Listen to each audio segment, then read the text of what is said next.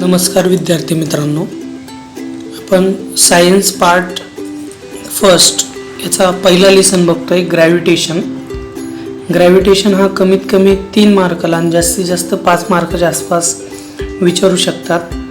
या लेसनमध्ये महत्त्वाच्या काही गोष्टी आपण ज्या शिकणार आहेत त्या आहे gravitation, circular motion and centripetal force, Kepler's law, Newton's universal law of gravitation, acceleration due to the gravitational force of the earth, free fall and escape velocity. या सगळ्या गोष्टी आपण या चॅप्टरमध्ये लर्न करणार आहे.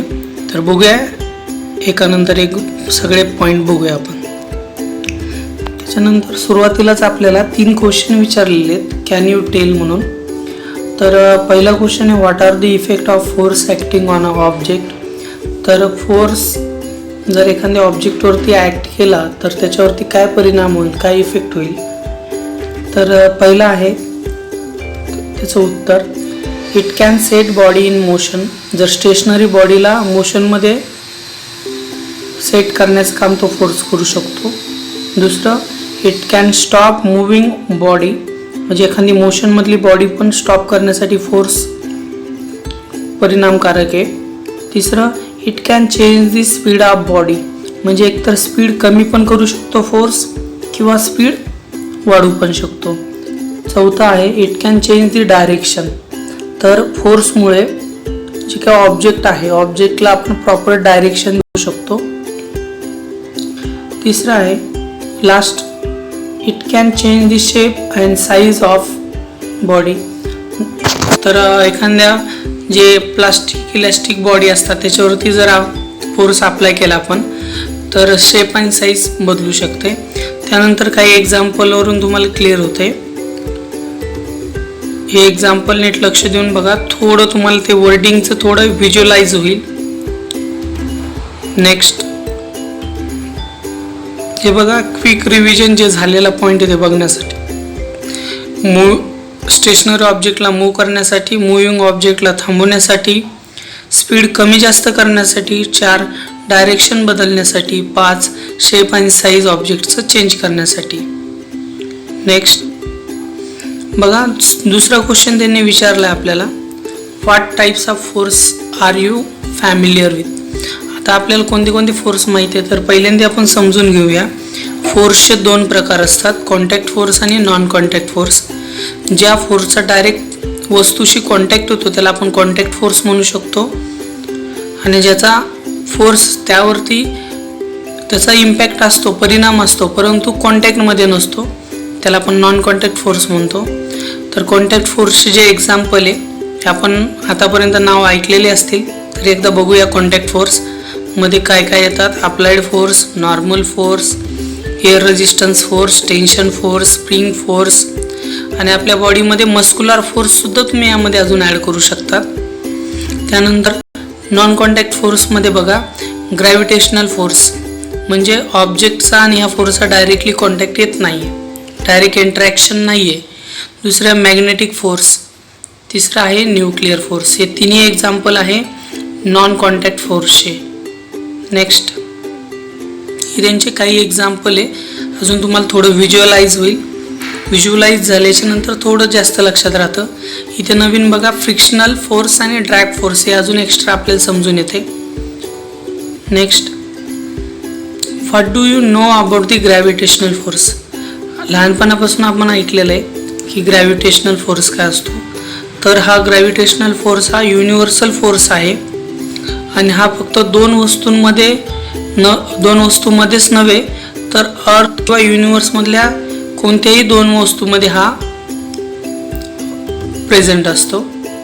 तर एकदा रीड करू आपण. The gravitational force is a universal force and it acts not only between 2 object on the earth but also between any 2 object in the universe.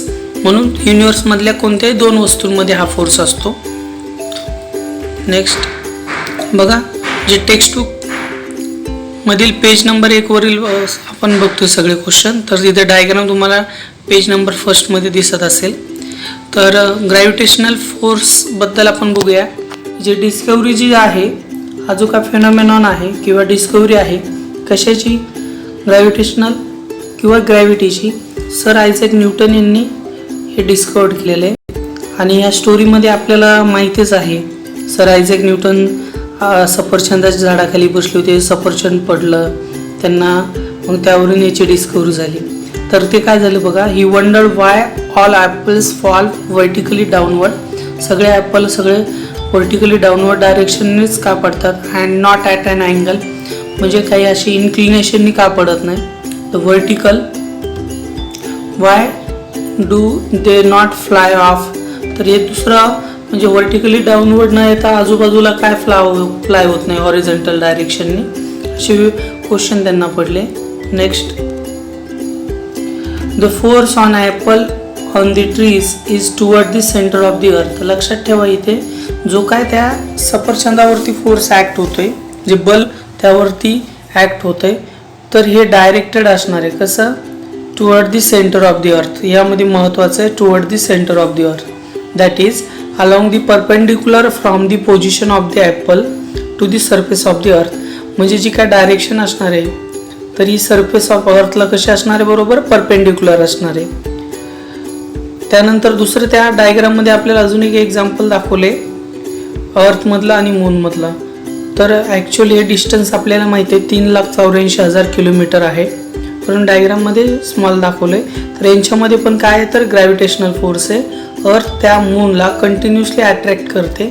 आता हे फ्री फॉलमध्ये काय असते ते आपण नंतर बघणार आहे. फ्री फॉल, तर ते कंटिन्युअसली फ्री फॉल होतोय मूनचा. नेक्स्ट आहे बघा, Newton thought that if the force of gravitation acts on apple on the tree at a different height from the surface of the earth, can it also act on object at even greater height much further away from the earth like example moon. न्यूटनने विचार केला फक्त हा force ॲपलच्या ट्रीवर असणारे जे का सफरचंदाच्या झाडावर असलेल्या सफरचंदावरच ॲक्ट होतो का, काही उंचीवर याचा परिणाम आहे का, आणि जर आपण एक्झाम्पल बघितलं तर मूनवर पण याचा ॲक्ट होतोय का. वेगवेगळे थिंकिंग केले. तर आपण सांगू शकतो यावरून की त्यांनी वेगवेगळे एक्सपेरिमेंट पण त्यांनी परफॉर्म करून बघितले. काही उंचीवर गेला, तिथून ऑब्जेक्ट टाकून बघितले. ॲपल दुसऱ्या मोठ्या उंच असलेले झाड आहे, त्यावरून त्यांचे फ्रुट्स बघितले कोणत्या डायरेक्शनने पडतात. हाईटवर पण त्याला दिसून आलं की ग्रॅव्हिटीज हाईटवर सुद्धा ॲक्ट होते, फक्त त्याचं जे काय इंटेन्सिटी आहे, जे काय ॲक्सेलरेशन आहे, हे कमी कमी होत चालतं. त्यानंतर अजून काय, can it act on even further object like the other planet and the sun. म्हणजे प्लॅनेट आणि सन यांच्यावर पण हा असा फोर्स ॲक्ट होतो का, असे त्याला क्वेश्चन पडले.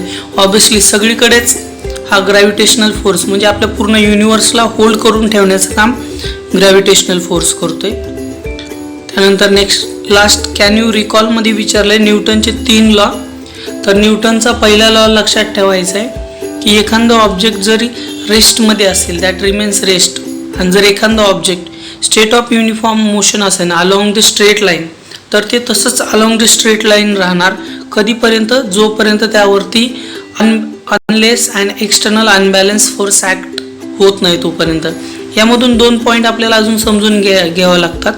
एक म्हणजे बॅलन्स फोर्स काय आणि दुसरं म्हणजे अनबॅलन्स फोर्स काय. टग ऑफ वॉर किंवा रस्सी खेच बघितलं असेल, जरी दोन्ही टीम मेंबर जर सारख्याच स्ट्रेंथचे असतील तर त्या टग ऑफ वॉरमध्ये कोणतीच टीम विन होणार नाही. तर तसे जे काय दोन अपोजिट फोर्स एखाद्या ऑब्जेक्टवर ॲक्ट होत असेल तर त्याला आपण म्हणतो बॅलन्स फोर्स. जर दोन्ही टीमपेक्षा एक टीमची स्ट्रेंथ जास्त असेल, स्ट्रॉंग असेल, तर ऑब्विसली त्यामध्ये काय होणार, फोर्स अनबॅलन्स होणार आणि एक टीम विन होईल. तसंच एखाद्या ऑब्जेक्टला जर आपल्याला मोशनमध्ये न्यायचं असेल किंवा रेस्टमधून मोशनमध्ये किंवा मोशनमधून रेस्टमध्ये न्यायचं असेल तर त्याला जी काय ॲक्टिव्हिटी करण्यासाठी आपल्याला गरज पडणार आहे अनबॅलन्स फोर्सची. तर न्यूटनच्या पहिल्या लॉमध्ये तेच सांगतात, एखादा ऑब्जेक्ट रेस्टमध्ये असेल तर रेस्टमध्येच राहील, किंवा जर ते अलॉंग स्ट्रेट लाईनमध्ये मोशनमध्ये असेल युनिफॉर्म मोशनमध्ये तर जशाला तसंच राहील कधीपर्यंत, जोपर्यंत त्यावरती आपण काही बाह्य बल, कसं अनबॅलन्स, जोपर्यंत आपण त्यावरती फोर्स अप्लाय करत नाही तोपर्यंत. त्यानंतर न्यूटनचा सेकंड लॉ ऑफ मोशन काय सांगतोय, तर लक्षात ठेवायचं या लॉसाठी आपल्याला एक इक्वेशन माहिती आहे, F = m × a. तर लक्षात ठेवायचं न्यूटनची सेकंड मा म्हणजे तुम्हाला लक्षात येते F is equal to mass and acceleration. A म्हणजे ॲक्सेलरेशन. तर बघा, तर rate of change of momentum. आता इथे परत प्रश्न येतो मोमेंटम म्हणजे काय. तर मोमेंटम म्हणजे एखाद्या ऑब्जेक्टवर आपण फोर्स अप्लाय केला त्या ऑब्जेक्टला मास असणार, तर काही व्हेलॉसिटी सोबत तो ऑब्जेक्ट मूव्ह करणार, त्याला म्हणायचं मोमेंटम. मीन्स सिम्पली आपण म्हणू शकतोय मोमेंटम हा काय गुणाकार आहे किंवा प्रोडक्ट आहे कशाचा, मास आणि व्हेलॉसिटी. व्हेलॉसिटी कधी कॉज करणार तो ऑब्जेक्ट, जेव्हा आपण त्यावरती फोर्स अप्लाय करणार. Momentum simply it is a product of mass and velocity. आता बघा, the rate of change of momentum म्हणजे ऑब्विसली मास हे बदलत नाही कधी, तर काय बदलते, velocity. The rate of change of momentum is proportional to the applied force and the change of momentum occurs in the direction of force. म्हणजे जर एखादा ऑब्जेक्ट थोडा मोशनमध्ये असेल, अजून त्यावरती आपण फोर्स अप्लाय केला, फोर्स अप्लाय केल्याच्या नंतर त्याची काय बदलणार, व्हेलॉसिटी बदलणार. आणि ज्या डायरेक्शनने आपण फोर्स लावलाय त्याच डायरेक्शनने त्याचं काय होणार आहे, व्हेलॉसिटी चेंज होणार आहे किंवा त्याचं मोमेंटम होणार आहे. म्हणजे मास विथ सम व्हेलॉसिटी जाणार, त्याला आपण मोमेंटम म्हणतो. आणि मोमेंटम कशी आहे, वेक्टर क्वांटिटी, म्हणजे तिथं पर्टिक्युलर आपल्याला डायरेक्शन भेटते. वेक्टर आणि स्केलर क्वांटिटी आपल्याला माहिती आहे, ज्यामध्ये मॅग्निट्यूड आणि डायरेक्शन असते त्याला आपण म्हणतो वेक्टर क्वांटिटी, आणि ज्यामध्ये फक्त मॅग्निट्यूड असतं त्याला काय म्हणतो आपण, स्केलर क्वांटिटी. न्यूटनचा तिसरा लॉ आहे आपल्या सोसायटी सारखंच, गिव्ह रिस्पेक्ट टेक रिस्पेक्ट. तसंच बघा, every action force has an equal and opposite reaction force which act simultaneously. म्हणजे आपण जसं वागणार तसं आपल्याला त्याच्यापासून आउटपुट भेटणार. म्हणजे ॲक्शनला काय असणार, इक्वल अँड अपोजिट रिॲक्शन असणार. जेव्हा आपण भिंतीवरती एखादं असं हिट करतो, हात जर आपण भिंतीवरती हिट केला तर तेवढंच भिंतीला जेवढं लागणार तेवढंच आपल्या हाताला रिॲक्शन म्हणजे रिॲक्शन फोर्स अप्लाय होणार. आणि याच न्यूटनच्या तिसऱ्या लॉवरती जे काय लॉन्चिंग ऑफ सॅटेलाइट्स असतील किंवा जे काय रॉकेट लॉन्च करतात किंवा आपलं दिवाळीमधलं जे काय रॉकेट म्हणतो ना आपण, फायर क्रॅकर्स, फटाके, तर ते वरती जाऊन ब्लास्ट होतं, ते पण न्यूटनच्या तिसऱ्या लॉवर ॲक्ट होतं. Scientist sir Isaac Newton, great scientist sir Isaac Newton was one of the greatest scientist of the recent times. तर आधुनिक काळाचे सर आयझॅक न्यूटन हे श्रेष्ठ सायंटिस्ट किंवा ग्रेटेस्ट सायंटिस्ट होते. He was born in England. त्यांचा जन्म कुठं झाला, इंग्लंडमध्ये. He gave his law of motion. आपल्याला माहिती आहे न्यूटनचे तिन्ही लॉ आताच आपण बघितलं आहे. इक्वेशन ऑफ मोशन हे पण माहिती आहे आपल्याला. तर पहिलं इक्वेशन काय, V is equal to U plus A T. दुसरे equation S is equal to U T plus half A T square. तिसरे इक्वेशन आहे V square is equal to U square plus 2as. U म्हणजे initial velocity, V म्हणजे final velocity, T म्हणजे time, A म्हणजे acceleration and S म्हणजे displacement. हे तीन equation दिले. अजून त्यांनी थेरी ऑफ ग्रॅव्हिटी, त्यांच्या जी का बुक त्यांनी लिहिलं त्याचं नाव होतं प्रिन्सिपिया. त्यांनी बुक लिहिलेलं नाव होतं Principia. Before this book was written, हे बुक लिहिण्याच्या पूर्वी केपलरने त्याचे 3 लॉ प्लॅनेटरी मोशनबद्दल दिले होते. However the reason why planet move in way describe by Kepler's law was not known. तर केपलर्सने जसं मेन्शन केलं प्लॅनेटची मोशन, तर तसे का फिरतात हे कोणाला सांगता आलं नाही. न्यूटनने त्याच 3 लॉपैकी तिसऱ्या लॉचा यूज करून थेरी ऑफ ग्रॅव्हिटी हे जी काय जेव्हा त्यांनी एक्सप्लेन केलं तर मॅथमॅटिकली डिराईव्ह करण्यासाठी, एक्सप्लेनेशन देण्यासाठी केपलरच्या तिसऱ्या लॉचा यूज केला. ते कसं तर आपण पुढे बघूया. अजून बघा, in addition to this Newton did ground breaking work in several areas including light. आपण बघितलं होतं की जे काय रेनबो फॉर्मेशन आहे किंवा व्हाईट रेजपासून कसे डिफरंट कलर्स कसे फॉर्म होतात, तर हा फेनॉमेनॉन पण डिस्पर्शनचा फेनॉमेनॉन पण सर आयझॅक न्यूटन यांनी दिला आहे. त्यांनी हीट, साऊंड आणि मॅथमॅटिक्समध्ये पण त्यांचं महत्त्वाचं कॉन्ट्रीब्युशन आहे. त्यांनी मॅथमॅटिक्समध्ये एक न्यू ब्रँच इन्व्हेंट केली, तिचं नाव आहे कॅल्क्युलस. आणि त्या कॅल्क्युलसचा जे काय यूज आहे हा फिजिक्समध्ये आणि मॅथमॅटिक्समध्ये होते. आणि त्यांनी जो काय पहिला रिफ्लेक्टिंग टेलिस्कोप पण कन्स्ट्रक्ट केला. आपण प्रिवियस स्टँडर्डमध्ये बघितलं रिफ्लेक्टिंग टेलिस्कोपमध्ये जे काय प्रॉब्लेम क्रिएट झाले होते, जे काय कलरचा प्रॉब्लेम असेल किंवा साईजचा प्रॉब्लेम असेल, ते ओव्हरकम करण्यासाठी न्यूटोनियन टेलिस्कोप हा आपण बघितला आहे. आणि दुसरा होता कॅसेग्रेन टेलिस्कोप. हे दोन्ही पण न्यूटोनियन आणि कॅसेग्रेन हे दोन्ही पण रिफ्लेक्टिंग टेलिस्कोप आहेत. त्यानंतर नेक्स्ट हे प्रिन्सिपिया आणि कॅल्क्युलस, हे त्यांचं प्रिन्सिपिया बुक आहे आणि कॅल्क्युलस ही मॅथमॅटिक्समधली त्यांनी न्यू इन्व्हेंट केलेली ब्रँच आहे. सर्क्युलर मोशन आणि सेंट्रिपिटल फोर्स. सर्क्युलर मोशन म्हणजे काय, तर कोणत्याही ऑब्जेक्टचं सर्क्युलर पाथमध्ये जे काय मोशन होतं त्याला सर्क्युलर मोशन म्हणायचं. म्हणजे the motion of an object in a circle or circular path called as circular motion. आणि ते सर्क्युलर मोशन कंटिन्यूस होण्यासाठी त्यावरती जो फोर्स कंटिन्युअसली ॲक्ट होतो त्याला म्हणायचं सेंट्रिपिटल फोर्स. बघा समोर दिसते एका दोरीला एका एंडला एका बाजूला दगड बांधला आणि दुसरी बाजू होल्ड केली. बघा पुढे काय सांगतात, the force acts on any object moving along a circle. समजा एखादा जे काय ऑब्जेक्ट आहे हा सर्क्युलर ऑर्बिटमध्ये मूव्ह होतो आहे आणि त्यावरती ॲक्ट होणारा जो फोर्स आहे त्याबद्दल सांगतात ते. आणि it is directed toward the centre of the earth. आणि हा कुठे डायरेक्टेड असणार आहे, toward the centre of the earth. त्याला म्हणायचं centripetal force. Direction of centripetal force is toward the centre of that circular path or orbit. त्यानंतर centripetal म्हणजे center seeking, म्हणजे सेंटरकडे डायरेक्ट होणारा force. That is the object tries to go toward the centre of the circle because of this force.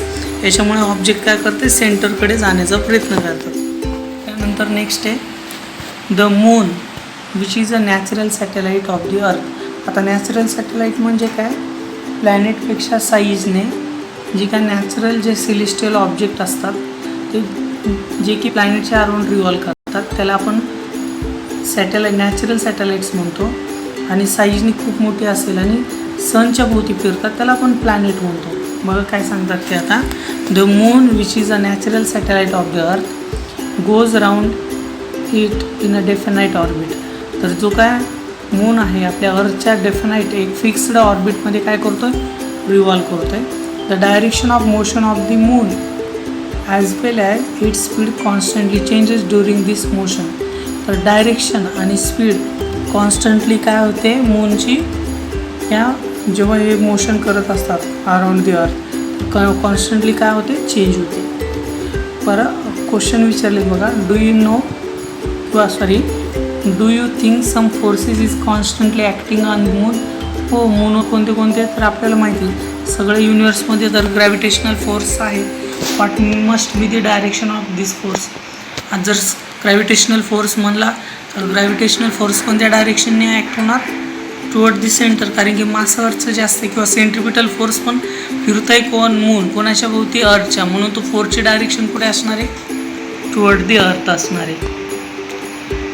How would its motion have been if no such force acted on it. जर त्या मूनवरती कोणताही force act झाला नाही हा, तर मूनची काय स्थिती होऊन जाईल की तो डायरेक्ट लिव्ह करील. ते जे ऑर्बिटमध्ये फिरतोय ते ऑर्बिट लिव्ह करील, लेफ्ट करील, त्या ऑर्बिटमध्ये तो फिरणार नाही, स्पेसमध्ये निघून जाईल. Do the other planet in the solar system revolve around the sun in similar fashion. हो, या अशाच जसं मून अराउंड द अर्थ फिरतो तसेच सगळे प्लॅनेट अराउंड द सन त्याच फॅशनने फिरतात. जर सनचा कोणताही किंवा सनचा आणि प्लॅनेटमधला ग्रॅव्हिटेशनल फोर्स जर झिरो केला तर सगळे सोलार सिस्टीममधले प्लॅनेट सगळे ती जी सोलार सिस्टीम आहे आपली सगळे सोडून निघून जातील. In similar force acting on them. Yes, सारखाच फोर्स जसं की मून अर्थमध्ये आहे तसं प्लॅनेट आणि सनमध्ये पण फोर्स आहे. What must be its direction. तर जर त्या प्लॅनेट आणि सनची जर डायरेक्शन बघितली आपण तर प्लॅनेट्सवरती जो फोर्स ॲक्ट होणार आहे तो डायरेक्टेड असणार toward the sun.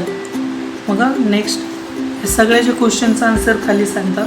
From the above activity example and question, it is clear that for the moon to go around the earth there must be a force which is exerted on a moon and this force must be exerted by the earth which attract the moon towards itself. म्हणजे थोडक्यात यामधून समजून घ्यायचं त्या जे फोर्सची direction आहे ती कुठे असणार आहे, टुवर्ड्स दी अर्थ असणार आहे. त्याच्यामुळे तरी आपण म्हणू शकतो की मास ऑफ द अर्थ, कारण फोर्स कोणाचा जास्त आहे, अर्थचा, म्हणून that direction of force is toward the earth. Similarly the sun must be attracting the planets including the earth towards itself. तर सगळे जे प्लॅनेट्स आहे तर त्यांच्यावरती ॲक्ट होणारा जो फोर्स आहे त्याची डायरेक्शन कुठे असणार आहे, टुवर्ड दी सन असणार आहे. त्यानंतर केपलरचे लॉ बघायचे आहेत आपल्याला. महत्त्वाचा पॉईंट आहे, केपलरने 3 लॉ देण्या अगोदर बिफोर दी 16th सेंचुरी जरी आपण विचार केला, जेवढं काय ऑब्झर्वेशन होतं तरी सगळं जेवढं आपल्या डोळ्यांना दिसेल तेवढंच कन्सिडर करायचं. जसे की 5th सेंचुरीमध्ये सांगितलं होतं प्लॅनेटरी मोशन, तर जे काय आचार्य आर्यभट्ट यांनी सांगितले होते मोशन ऑफ दी प्लॅनेट कसं आहे ते. त्यानंतर बघा 16व्या शतकामध्ये गॅलिलिओने टेलिस्कोपची डिस्कवरी केल्याच्यानंतर जी काय क्लोज इन्फॉर्मेशन आहे कशाची, स्पेसची किंवा युनिवर्सची, ही सगळी कलेक्ट झाली आणि त्याच इन्फॉर्मेशनचा यूज करून केपलरने प्लॅनेटचे मोशन कसं आहे हे त्यांनी डिस्क्राईब केलं. आणि ते जे काय प्लॅनेटच्या मोशन जे काय ऑब्झर्वेशन केलं त्यावरून त्यांनी त्याचे लॉ बनवले. आपण त्या लॉला म्हणतो केपलर्स लॉ. ते बघूया कसे आहेत केपलर्स लॉ. त्यानंतर नेक्स्ट पॉईंट तुम्हाला समोर दिसत असेल, एक कोन आहे, त्या कोनला जर आपण हॉरिझॉन्टल कट केलं तर त्यावरून आपल्याला भेटते सर्कल, आणि जर इन्क्लाइन कट केलं तर त्यावरून भेटतो आपल्याला इलिप्स. आणि इलिप्सला 2 फोकस असतात, त्याला आपण फोकी म्हणू शकतो किंवा फोकाय म्हणू शकतो. F1 आणि F2 काय 2 फोकस आहे कशाचे, इलिप्सचे. जसं सर्कलला एक सेंटर असतं तसं इलिप्सला अंडाकृती असतं ना, त्याला 2 फोकस असतात. बघा या डायग्रामवरून समजून काय घ्यायचं आपल्याला, तर F1 आणि F2 हे जे 2 फोकस आहे, तर जे काय इलिप्स पेरिमीटर किंवा सर्कम्फरन्स आहे त्याच्यावर कुठेही पॉईंट घ्या तर ते डिस्टन्स सेमच असणार. जसं की आपण AF1 प्लस AF2 हे जर डिस्टन्स ॲड केलं तर हे इक्वल असणार कोणाशी, BF1 प्लस BF2शी, आणि तेच इक्वल असणार कोणाशी, CF1 प्लस CF2. हे समजलं असेल. नेक्स्ट बघा केपलरचे 3 लॉ बघतोय, त्याच्यापैकी पहिला लॉ आहे, तर हा पहिल्या लॉला ऑर्बिटल लॉ पण म्हणतात. ऑर्बिटल लॉ म्हणजे हा ऑर्बिटच्या रिलेटेड. बघा तर आपल्याला आता इथे समजले की प्लॅनेटची मोशन अराउंड दी सन कशी आहे, इलेप्टिकल आहे, हे या लॉमध्ये आपल्याला समजून येतं आहे.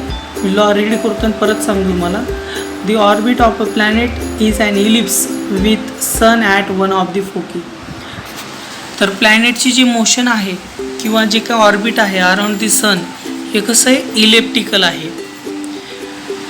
जेव्हा सन आपण एका फोकसवरती प्लेस करणार तेव्हा त्याच्याभोवती सगळे प्लॅनेट कसे इलेप्टिकली म्हणजे अंडाकृती काय होतात, रिव्हॉल्व होतात. हा न्यूटनचा पहिला लॉ झाला. यालाच आपण म्हणतो लॉ ऑफ ऑर्बिट किंवा orbital law, law of orbit किंवा ऑर्बिटल लॉ. त्यानंतर सेकंड लॉमध्ये बघा सन आणि प्लॅनेट या ठिकाणी तुम्हाला प्लॅनेट दिसतोय, तर यांच्यामध्ये एक लाईन जॉईन करायची. तर A to B पर्यंत जाण्यासाठी ती लाईन काय करणार, एक एरिया कव्हर करणार. म्हणजे प्लॅनेट A पॉईंटपासून B पॉईंटपर्यंत गेला तर तिथे एक एरिया तयार होणार, काय, एरिया ऑफ ट्रायंगल. एक ट्रायंगल तयार होतो. ट्रायंगलचा एरिया बघा ASP हा फॉर्म होतो. समजा आपण सर्कम्फरन्सवरती अजून दुसरा C पॉईंट कन्सिडर करू आणि हा ट्रॅव्हल A to B जेवढा वेळ लागला जाण्यात त्या सेम टाईममध्ये C to D मध्ये तो ट्रॅव्हल करतो आणि तिथे जो एरिया ऑफ ट्रायंगल फॉर्म होतो CSD हा सेम आहे कोणाशी, एरिया ऑफ ट्रायंगल ASBशी. अजून आपण नेक्स्ट पॉईंट कन्सिडर करू. म्हणजे A to B जाण्यासाठी लागणारा वेळ आणि C to D साठी लागणारा वेळ हा काय दोन्ही सारखंच आणि तेवढाच वेळ सारखाच वेळ E to F, E पासून F पर्यंत जाण्यासाठी लागतोय. आणि हा जो एरिया बनतोय एरिया ऑफ ट्रायंगल AESF हा सारखा आहे कोणाशी, एरिया ऑफ ट्रायंगल CSD हा सारखा आहे अजून कोणाशी, एरिया ऑफ ट्रायंगल ASB. हा झाला न्यूटनचा सेकंड लॉ. तर हा चांगला समजला असेल. नंतर तिसरा लॉ बघा. आता सन आपण आत्ताच लर्न केलं आहे की जे प्लॅनेटचं जे काय मोशन आहे, जे ऑर्बिट आहे हे सर्क्युलर नसून इलिप्टिकल आहे. तर याबद्दल आहे बघा न्यूटनने केपलर्सने ते न्यूटन परत येत आहे ना, न्यूटन फेमस आहे, आता केपलर पण फेमस होणार. तर केपलरने त्याच्या 3ऱ्या लॉमध्ये काय सांगतोय की सगळे जे काय प्लॅनेट आहे त्या सनपासून त्यांचं जे काय डिस्टन्सेस आहे जेव्हा ते रिव्हॉल्व करतात इलेक्ट्रिकली तर ते व्हॅरी होतं. तर आपल्याला लॉ समजून घेण्यासाठी आपण कन्सिडर करू जे काय रेडियस जर बघितलं तुम्हाला सगळ्या दिसत असतील डायग्राममध्ये, तर ह्या व्हॅरी होतात, कमी जास्त होतात. तर आपण याला मीन काढतो, म्हणजे खूप साऱ्या क्वांटिटी असेल त्यांचं ॲडिशन करून तेवढ्या क्वांटिटीने डिवाईड केलं आपण त्याचं काय घेतो मीन काढतो. जसं हे जे काय डिस्टन्स व्हॅरी होतं ह्या सगळ्या डिस्टन्स आपल्याला मीन घ्यायचं आहे. आणि प्लॅनेटला एक पूर्ण फेरी करण्यासाठी किंवा वन कम्प्लीट रिव्हॉल्युशनसाठी जो काय वेळ लागतो त्याला आपण म्हणतो पिरियड ऑफ रिव्हॉल्युशन. बघा 3ऱ्या लॉमध्ये काय सांगतात, the square of period of revolution of planet around the sun is directly proportional to the cube of mean distances of planet from the sun. म्हणजे टी म्हणजे पिरियड ऑफ रिव्हॉल्युशन, एक पूर्ण